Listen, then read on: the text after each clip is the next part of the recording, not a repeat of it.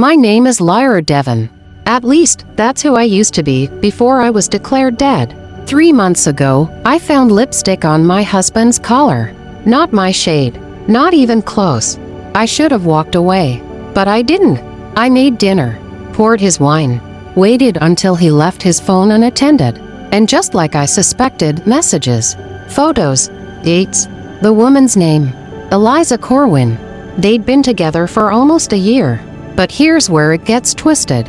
I confronted Graham, my husband, that same night.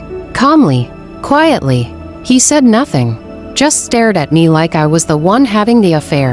Then he offered me wine. Again. Only this time, it tasted bitter. I woke up in the trunk of a car, bound, gagged, my head pounding and my wrists bleeding. Through a tiny crack in the tail light, I could see red dust, gravel, somewhere remote. I was dumped unconscious in a forest clearing under a moonless sky. But I wasn't alone. There was a man, tall, grimy, armed. He didn't speak English, or didn't want to. Just dragged me into a black van that smelled like sweat, gasoline, and fear. I was sold. I don't know for how much. I don't even know to whom. All I know is, the last thing I saw before the blindfold came down was a red tattoo on his wrist. A rose, with thorns. And that was the beginning of my second life, the one no one would ever speak of. Because as far as my husband was concerned, I was dead. And he had the death certificate to prove it. They said I died in a boating accident.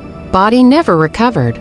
But the evidence was compelling: shredded clothes, my wedding ring, blood on the deck of Graham's yacht. The funeral was closed casket.